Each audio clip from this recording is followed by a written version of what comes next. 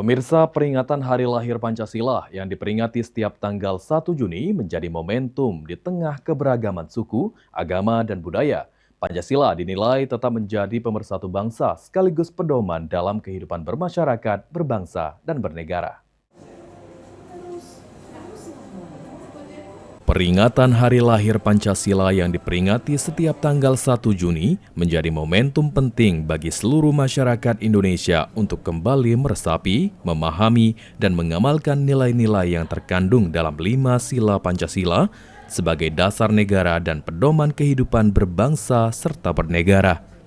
Praktisi sejarah sekaligus guru besar ilmu sejarah lokal Universitas Sriwijaya, Profesor Farida Ratu Wargadalem mengatakan, Pancasila tidak hanya berfungsi sebagai dasar negara, tetapi juga menjadi pemersatu keberagaman yang dimiliki Indonesia, mulai dari perbedaan agama, suku, budaya, hingga adat istiadat.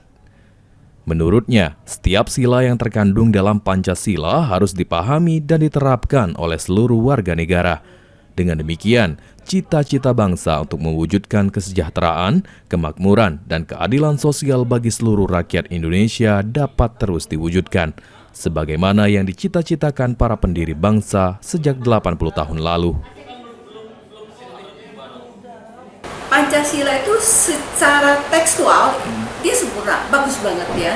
Tetapi dalam implementasinya harus kembali kepada manusianya itu sendiri. Tapi yang paling penting pada kesempatan ini saya mengingatkan diri saya dan kita semua bahwasanya kita tidak cukup dengan slogan, kita tidak cukup dengan kata-kata. Yang paling utama di sini adalah keteladanan.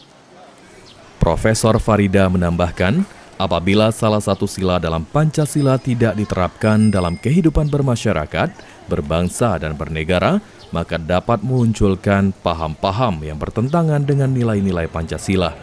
Kondisi tersebut dikhawatirkan dapat mengganggu persatuan bangsa dan merusak tatanan kehidupan bernegara yang telah dibangun oleh para pendiri bangsa. Eki Saputra, PAL TV.